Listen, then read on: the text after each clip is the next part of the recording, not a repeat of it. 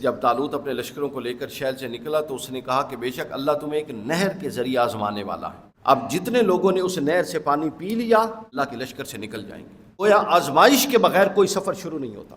اگر آپ سمجھیں کہ آپ سفر شروع کریں اور کوئی مسئلہ ہی نہ آئے اور آپ جا کے منزل پر پہنچیں، تو دنیا ایسی نہیں ہے، یہ دنیا کی تخلیقی اسکیم ایسی نہیں ہے، یعنی اس سے کوئی بد دل ہونے کی بات نہیں ہے۔ اپنے آپ کو پریپیئر کریں، ہٹ کے اور موقف کو کمپرومائز کر کے حکمت کے نام پر صبر کا کوئی معنی نہیں رہتا۔ مانگا صرف یہ تھا، اللہ نے حکمت بھی دی، نبوت بھی دی، حکومت بھی دی، اور جو چاہا اور عطا کر دیا۔ اور اس فضل کی ایک صورت یہ ہے کہ وہ اچھوں کو لا کے ان کے ذریعے بروں کو ختم کرواتا ہے اور زمین کو فساد سے پاک کرواتا ہے۔ باللہ من الشیطان الرجیم، بسم اللہ الرحمن الرحیم۔ آج ہم سلسلہ وار درس جمعہ میں جو ہمارا سلسلہ رکوع اور مطالعہ قرآن مجید کا جاری ہے، اس میں سورۃ البقرہ کا 33واں رکوع پڑھیں گے، اور آج انشاءاللہ ہمارا دوسرا پارہ مکمل ہو جائے گا۔ آج ہم انشاءاللہ 33ویں رکوع کا مطالعہ کریں گے، جو آیت نمبر 249 سے شروع ہو کے 252 پر مکمل ہوتا ہے، اور یہ دوسرے پارے کا 17واں رکوع ہے۔ سورہ بقرہ کا 33واں رکوع اور دوسرے پارے کا 17واں رکوع ہے، اور اس پر دوسرا پارہ ختم ہو جائے گا۔ اگلے جمعہ انشاءاللہ تیسرا پارہ شروع ہوگا۔ اس کا جو مرکزی مضمون ہے، آپ کے علم میں ہے کہ ہم ہر رکوع سے ایک مرکزی مضمون کا تعین کرتے ہیں اور اس کی روشنی میں پھر اس کو پڑھتے ہیں۔ تو اس رکوع کا جو مرکزی مضمون ہے وہ بڑا شاندار اور بڑا کنیکٹڈ ہے پچھلے سارے رکوعات کے ساتھ۔ وہ ہے کامیابی کے راستے کے ستون، کہ وہ کون سے بنیادی ستون ہیں جن پر چل کے آپ کامیاب ہو سکتے ہیں۔ اس رکوع میں بنیادی طور پہ دو چیزیں بیان ہوئی ہیں۔ ایک، کامیابی کے راستے کے ستون، 6 ستون قرآن نے بیان کیا اس رکوع میں، 6 ستون۔ اور دوسرا، ایک سنت الہیہ، ایک آفاقی قانون بیان ہوا ہے۔ اس سے پچھلے پارے کے ساتھ جو ربط ہے وہ سن لیں۔ پچھلے 14 رکوع سے بنی اسرائیل کے معاملات چل رہے تھے، آپ نے سنا، ہم مطالعہ کرتے آ رہے ہیں ایسا، بنی اسرائیل کے معاملات، بنی اسرائیل کے سارے خرابیاں، پھر اللہ کی مہلت، پھر عذاب، پھر اللہ کی مہلت، اور آگے بھی آئے گا بنی اسرائیل کا تذکرہ۔ لیکن جس تسلسل کے ساتھ بنی اسرائیل کا تذکرہ سورہ بقرہ کے 15 رکوعوں میں آگے کہیں نہیں آئے گا۔ آگے ان کا مختلف پہلوؤں پر بات چیت بطور استدلال اور بطور استنباط قرآن لائے گا، تو تسلسل سے تذکرہ یہ آ چکا۔ تو پچھلے 14 رکوع میں جو بنی اسرائیل کا تذکرہ تھا، یہاں پر اس تذکرے کو کلوز کر دیا گیا ہے، اور ان تمام چیزوں کی بار بار بیان اور بار بار اعادے کے بعد اللہ تعالیٰ نے بتایا کہ اب یہ سب کچھ کرنے کے بعد کامیابی کا رستہ یہ ہے کہ تم ان ساری چیزوں کو اوور کم کر کے ان ساری کمیوں کو اپنے اندر یہ 6 خصوصیات پیدا کر لو۔ اور پھر جو آگے سنت الہیہ کا بیان ہوا ہے وہ بھی اسی سے متعلق ہے، کامیابی کے رستے سے متعلق ہی ہے وہ بھی۔ جو 14 رکوع سے چلتا ہوا بنی اسرائیل کا بیان اب ختم ہوگا اس رکوع پر، اور اس کے بعد نیا جو پارہ تیسرا پارہ شروع ہوگا انشاءاللہ اگلے جمعہ سے، اس میں نیا موضوع ہوگا، اس میں بنی اسرائیل کا تذکرہ تقریباً ختم ہو جائے گا، ایک نئے انداز سے وہ نئی بات ہوگی۔ تو اس میں اللہ تعالیٰ نے آغاز ہوتا ہے سورہ بقرہ کی آیت نمبر 249 سے، فلما فصل طالوت بالجنود، یہاں سے اس رکوع کا آغاز ہو رہا ہے۔ آپ کو میں اس سے پچھلے رکوع میں پس منظر بتا چکا ہوں کہ جب طالوت اور جالوت کی جنگ ہوئی تھی اور حضرت داؤد علیہ السلام نے طالوت کو قتل کر دیا تھا، بتا چکا ہوں یہ والی، جس میں میں نے یہ ساری تفصیل بتائی تھی کہ پہلے بنی اسرائیل روتے تھے کہ باری تعالیٰ کسی کو ہمارا سربراہ حکمران بنا، جب بنا دیا تو کہتے تھے اس کو کیوں بنایا ہے، وہ رکوع یاد کر لیں۔ تو اس رکوع کے بعد یہ اگلا رکوع ہے۔ تو سب سے پہلے اس رکوع میں جو پچھلی خدائی مہلتیں تھیں، تابوت سکینہ سے تائید، وہ سلسلہ ختم کیا جا رہا ہے، اور یہ قرآن مجید کا معجزاتی نظم ہے، یہ بات ذہن میں رکھیں۔ جو شخص بالاستیعاب قرآن کا مطالعہ نہیں کرتا، تفسیروں میں یہ بات موجود نہیں، وہ اس نقطے کو نہیں سمجھ سکتا کہ قرآن مجید جب کسی بڑے موضوع کو کنکلوڈ کرتا ہے اس کے آخر میں ایک اصول بیان کرتا ہے۔ اس کا بہت سارے مقامات پر میں نے تجربہ کیا، جب کسی بڑے موضوع کو کنکلوڈ کرتا ہے تو اس کے آخر میں کیا کرتا ہے، ایک کوئی آفاقی اصول بیان کر دیتا ہے۔ اب یہاں پر بنی اسرائیل کو کنکلوڈ کیا اور کامیابی کی شرائط کے طور پر ایک سنت الہیہ اور 6 نکات کو بیان کر دی. 14 رکوع کا مضمون یہاں کنکلوڈ ہو رہا ہے. تو وہ کامیابی کا رستہ کیا ہے؟ اس کے 6 جو پلرز ہیں، 6 ستون قرآن نے بیان کیے. اس میں سے پہلا ستون ہے آزمائش، جس کا بیان 249 میں آیا ہے. پہلا ستون کیا ہے بولیے؟ آزمائش. آزمائش کیا ہے؟ یہاں جو بیان ہوئی، فرمایا فلما فصل طالوت بالجنود قال ان اللہ مبتلیکم بنہر. جب لشکر لے کے نکلے، جب طالوت اپنے لشکروں کو لے کر شہر سے نکلا تو اس نے کہا کہ بے شک اللہ تمہیں ایک نہر کے ذریعے آزمانے والا ہے. اب جتنے لوگوں نے اس نہر سے پانی پی لیا وہ مومنین میں شامل ہو کے آگے لڑنے کے لیے نہیں جائیں گے، اللہ کے لشکر سے نکل جائیں گے. اور جس نے پانی نہ پیا اور اگر پیا تو ایک چلو جتنا پیا، انہوں نے کہا وہ مومن رہیں گے اور میرے ساتھ آگے جنگ کے لیے کوالیفائی کریں گے، ان کو اجازت ہوگی. یہ پہلی آزمائش تھی. غور کیا جائے تو جہاد کو نکلنے کے لیے نکلنے والے لشکر کو پانی سے روکنا کوئی اس کا مقصد سمجھ نہیں آتا، ماں سوائے اس کے کہ اللہ ان کی ڈٹرمنیشن کو چیک کر رہا ہے. اب پانی ایک قدرتی چیز ہے اور ضرورت ہے، سفر کر کے آئیں، اللہ کی راہ میں جا رہے ہیں، مگر اسے روکا گیا آزمائش کے طور پہ. تو اس آیت میں اب صرف آزمائش کا بیان نہیں ہوا، آزمائش کا مقصد بھی بیان ہوا. سبحان اللہ. فرمایا فلما جاوزہ هو الذین آمنوا معه، تاکہ اللہ وہ اس میں امتیاز کر دے کہ اب کون ہے جو اللہ کی اس آزمائش پر پورا اتر کے، یعنی اللہ کی بات مان کے، بے شک سمجھ میں نہیں آ رہی کہ پانی سے کیوں روکا ہے، اللہ کی بات مان کے مومنین کے لشکر کے ساتھ ہونے والا ہے. اللہ اس آزمائش کے ذریعے یہ کرنا چاہتا ہے. اور اس آزمائش کے وقت جس کیفیت سے انسان گزرتا ہے وہ کیفیت بھی اس آیت میں بیان ہے.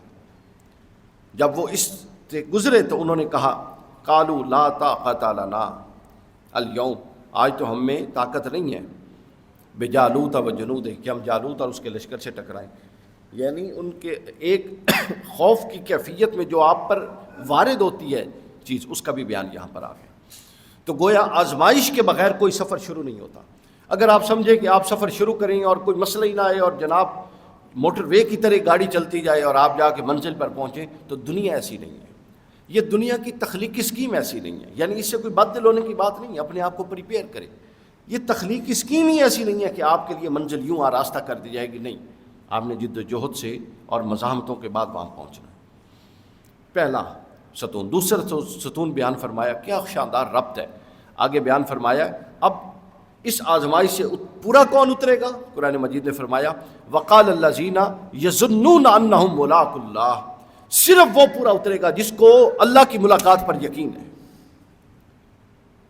جس کو اللہ کی ملاقات پر یقین ہے. یہاں پر ایمان بالآخرت کو لے آیا قرآن. یعنی جب آزمائش آتی ہے تو آزمائش تو آپ سے مفادات چھڑوا رہی ہوتی ہے. اس وقت پھر 2 چیزیں ہیں کہ یا مفاد کو پکڑیں اور آزمائش سے ناکام ہو جائیں، اور یا آزمائش پر پورے اترے اور آخرت پر یقین رکھے کوئی بات نہیں، یہ مفاد چلا بھی گیا تو بڑا مفاد باقی ہے. تو یہاں سے خود بخود آپ نے دیکھا کہ کیسے آزمائش نے ایمان بالآخرت کا دروازہ کھولا. اور ایمان بالآخرت کامیابی کے لیے ایک ناگزیر چیز ہے. اور اس آیت میں آپ نے دیکھ بھی لیا کہ اللہ تعالیٰ سے ملاقات کرنے والوں کو اہل ایمان کہا گیا. اور دوسری بات، اللہ تعالیٰ سے ملاقات کرنے والوں کا نقطہ نظر کیسے بدل جاتا ہے کہ وہ لوگ جو کہہ رہے تھے قالوا لا طاقت لنا، اسی رکوع میں کہ ہم تو طاقت نہیں رکھتے اس لشکر سے لڑے، جیسے ہی انہیں کہا قال الذین یظنون انہم ملاقو، کیا تم اللہ سے نہیں ملنا چاہتے ملاقات، ان کا نقطہ نظر ہی بدل گیا. وہ کہتے ہیں اگر اس کے بدلے میں اللہ سے ملنا ہے تو پھر ہم حاضر ہیں، پھر ہم لڑیں گے. تو آپ دیکھیں کہ جب ایمان بالآخرت کا یہ رول ہونا چاہیے پریکٹیکل لائف کے اندر کہ ایمان بالآخرت آپ کا نقطہ نظر بدل دے. اب یہ براق کو نفس پر کوئی شے شاق گزر رہی ہے اور اس کی قربانی دینی پڑ رہی ہے تو یہ تصور رہے کہ اس کا مجھے چونکہ آگے اجر ملنا ہے، تو ایمان بالآخرت اس تکلیف کو آپ کے لیے آسانی کر دے گا اور اس تکلیف پر آپ کو مطمئن کر دے گا. پھر ان کے نزدیک دنیا کے بعد ایک اور دنیا کا تصور قائم ہو گیا، جیسا کہ آیت سے واضح ہے. اب جیسے ان کی یہ فکر میں تبدیلی آئی، فوراً ایک مثبت امکانی صورت ان کے ذہن میں آ گئی. تو ایمان بالآخرت کا رول آپ کی عملی زندگی میں کیا ہے؟ آپ کے ذہن میں مثبت امکانی صورتیں لاتا ہے. اینڈ آف دا ورلڈ نہیں ہے، آپ نے دنیا ختم نہیں ہو رہی بلکہ اس سے آگے بڑھنا ہے اور مثبت امکانی صورتوں سے فائدہ اٹھانا ہے.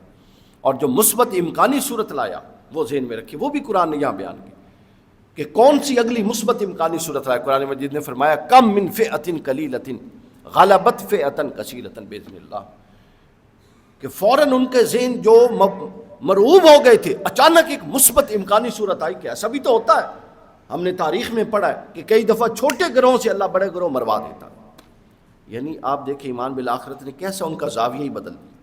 اب یہ ان کے جملے ہیں جو اللہ نے کوٹ کیے ہیں قرآن میں. اس صورت کا ذہن میں آنا آپ کو آزمائش سے آگے گزارتا ہے. پھر تیسرا جو ستون بیان ہوا وہ صبر ہے، جو کہ اب تعلق دیکھیے ایمان اور آزمائش کے ساتھ کس کو جوڑا؟ بولیے بھائی، تسی ستے ہوئے ہو سارے. آزمائش کے ساتھ کس کو جوڑا؟ ایمان بالآخرت کو جوڑا. اور ایمان بالآخرت کے ساتھ اب چونکہ آزمائش ٹھہر نہیں سکتی جب تک ایمان بالآخرت کا زاویہ نہ بنے ساتھ، اور ایمان بالآخرت قائم نہیں رہ سکتا جب تک صبر کا عنصر ساتھ شامل نہ ہو. ظاہر ہے یہ تو نقد ہے اور آخرت ادھار ہے، آگے جا کے کبھی آنا ہے. تو اجلت کی طبیعت والا صابر نہیں ہو سکتا، وہ فوراً نتیجہ چاہتا ہے. تو یہاں انسانی نفسیات کی فطرت کے ایک پہلو کی اصلاح کا ذکر بھی ہے کہ لہٰذا ایمان بالآخرت مکمل نہیں ہو سکتی جب تک کہ تم اپنے اندر صبر نہ لاؤ. واللہ مع الصابرین. اللہ پھر صبر کرنے والے جو ہوتے ہیں وہ پھر اللہ کی معیت میں آ جاتے ہیں. اور وہ بے صبر ایسے وہ جلد نتائج اس لیے نہیں چاہتے. یہاں معیت کا لفظ بڑا خوبصورت غور طلب ہے. واللہ مع الصابرین، اللہ صبر والے اللہ کی معیت میں آتے ہیں. تو جو اللہ کی معیت یعنی صحبت میں بیٹھا ہو، قربت میں بیٹھا ہو، وہ کیسے بے صبر ہو سکتا ہے اپنے نتائج کو لے کے؟ جب اس کو اللہ حاصل ہو گیا اور اس کی معیت حاصل ہو گئی تو باقی نتائج تو چھوٹی چیز ہیں. تو گویا یہ پہلو اس کو صبر دے دی. یہ ایک بڑا مجرب نسخہ ہے جو اس کے اندر بیان ہوا. یہ جو میں ترتیب بتا رہا ہوں، آزمائش، ایمان بالآخرت اور اس پر صبر. پھر اس کے بعد چوتھی چیز قرآن مجید نے بیان کی وہ ہے ثابت قدمی. ثابت قدمی بہت اہم پہلو. اب کامیابی کے راستے میں صبر کے ساتھ جو دوسری چیز چاہیے ہوتی ہے سامعین کرام، وہ چاہیے ہوتی ہے آپ کو ثابت قدمی. اب ثابت قدمی کیا ہے ذرا غور سے سنیے. مراد یہ ہے کہ محض مشکلات پر صبر نہیں کروانا آپ سے، بلکہ ہر لمحے آپ نے پلٹ کے یہ دیکھنا ہے کہ جس موقف پر کھڑے ہو کہ آپ صبر کر رہے ہیں وہ درست بھی ہے کہ نہیں ہے. اس کو ثابت قدمی کہتے ہیں. یعنی مسلسل review of your point of view, مسلسل اپ ڈیٹ اپنے پوائنٹ آف ویو کو. ہر نئے تصور کو آپ پڑھیں، سمجھیں اور اس کی تنقید و تنقیح کریں کہ کہیں اس سے آپ کے اندر کوئی مزید فکری اصلاح کا پہلو تو نہیں نکلتا. یعنی آپ نے صرف صبر اور مشکلات برداشت نہیں کرنی، بلکہ ثابت قدمی یہ ہے کہ صبر کے ساتھ کھڑے ہو کر اپنے موقف کو بھی مسلسل دیکھتے رہنا کہ کیا میں حق کے لیے ہی مشکلات برداشت کر رہا ہوں یا محض مشکلات ہی برداشت کر رہا ہوں. کیونکہ موقف سے دستبردار ہو کر پیچھے ہٹ کے اور موقف کو کمپرومائز کر کے حکمت کے نام پر صبر کا کوئی معنی نہیں رہ جاتا. وَثَبِّتْ أَقْدَامَنَا قرآن مجید نے کہا پھر ہمیں ثابت قدم رکھا. اب ثابت قدمی کیسے حاصل ہوتی ہے یہ بڑا اہم موضوع ہے. کبھی معذرت چاہتا ہوں، کبھی وقت ملا تو اس پر میں الگ سے بات کروں گا. جو میری کتاب ہے نا قرآن مجید کے 365 اصول، اس میں ایک اصول ہے اس پر بڑا تفصیل سے کہ قرآن مجید سے میں نے کوئی 13-14 مقام پر نکالے ہیں کہ قرآن نے بتایا ثابت قدمی ان کاموں سے حاصل ہوتی ہے. یا میں خلاصتاً 2-3 صرف بتا دوں. تو سورہ انفال میں بیان کیا آیت نمبر 45 میں کہ ثابت قدمی جو کثرت سے اللہ کا ذکر کرتے ہیں وہ یہ مددگار ہے ثابت قدمی کے اصول. پھر سورہ محمد کی 7 نمبر آیت میں بتایا کہ جو اللہ کی دین کے مدد کرتے ہیں، اب یہ مشن کا کام ہے، کسی بھی طرح کی کوئی اس میں معاونت کرتے ہیں، وہ مددگار ہے ثابت قدمی کے اصول. پھر اللہ سے جو دعا ہمیشہ دعا کرتے رہتے ہیں کثرت سے، یہ دعا وہ اس تعلق کو بناتی ہے جو ثابت قدمی کو قائم رکھنے میں مددگار ہے. پھر سورہ ہود میں بیان کیا کہ ایک بتاؤں گا جو ثابت قدمی کے خلاف ہے عمل، باقی بتاؤں گا ثابت قدمی کرنے والے. سورہ النحل 94 نمبر آیت میں بیان کیا کہ بار بار اللہ سے مغفرت جو طلب کرتا ہے، استغفار پڑھتا ہے، تسبیح میں پڑھے، دل میں پڑھے، یہ استغفار کی تسبیح ثابت قدمی کو قائم رکھنے والی. اللہ تعالیٰ کے احکام کی اطاعت ثابت قدمی کو قائم رکھنے والی ہے. انبیاء کی حیات اور انبیاء پر آنے والے مشکلات کا مطالعہ ثابت قدمی کو قائم رکھنے والا. یہ تو تھی قائم رکھنے والی. اب ثابت قدمی کو قائم نہ رکھنے والی صرف ایک چیز بتاؤں. سورۃ الہود، سورہ ہود آیت نمبر 112 میں بیان کیا، جس کو ہم پہلے 4 رکوع میں بیان کر چکے اپنے تسلسل میں. وہ کیا ہے؟ اللہ کی حدود. اللہ تعالیٰ نے فرمایا جو میری حدوں کا لحاظ نہیں رکھتے، آئلی زندگی میں، معاشرتی زندگی میں اور معاشی زندگی میں حدوں کا لحاظ نہیں رکھتے، فرمایا جو میری حدوں کا لحاظ نہیں رکھتے وہ اللہ تعالیٰ کا قرب پانے والے نہیں ہیں، ان کو ثابت قدمی میسر نہیں ہوتی. تو یہ ثابت قدمی جو تھی یہ چوتھا ستون تھا. پھر اس کے بعد 5واں ستون بیان ہوا ہے دعا، کہ جب آپ آزمائش بھی آ گئی، ایمان بالآخرت بھی، اس پر صبر بھی کر لیا، صبر کے ساتھ ثابت قدمی بھی لے آئی، پھر اس کے بعد دعا. اب اپنی پوری کوششوں پر، اب دیکھیں بغیر کوششوں کے دعا پر اللہ تعالیٰ نہیں لایا کہ محض دعا کروا لیں، محض ورد اور رات کروا لیں یہ کام ہو جائے گا. نہیں، اس کے لیے آپ نے ہر ممکن پلاننگ کرنی ہے. جب منصوبہ بندی ہو گئی تو پھر تکیہ اپنی منصوبہ بندی پر نہیں کرنا بلکہ اللہ پر دعا پر بھروسہ کرنا. وانصرنا علی القوم الکافرین. پھر اللہ سے دعا کرنی ہے کہ ہمیں ہماری نصرت فرما اور ہماری مدد فرما. جب آپ اس پروسیس کو پورا کرتے ہیں تو پھر جو اللہ کی عطا ہوتی ہے، جو ان 5 پروسیسز سے گزر کے جو اللہ کی عطا ہوتی ہے وہ بڑی شاندار عطا ہوتی ہے، جس کو قرآن مجید نے بیان کیا کہ پھر انہوں نے جالوتی فوجوں کو اللہ کے امر سے شکست بھی دے دی. مانگی صرف یہ تھی کہ شکست دے دیں. وقاتل داؤد جالوتا، مانگا صرف یہ تھا. عطا کیا ہوا؟ یہ بھی عطا ہوا. وَآتَاهُ اللَّهُ الْمُلْكَ وَالْحِكْمَةَ وَعَلَّمَهُ مِمَّا يَشَاءُ. اللہ نے حکمت بھی دی، نبوت بھی دی، حکومت بھی دی، اور جو چاہا اور عطا کر دیا.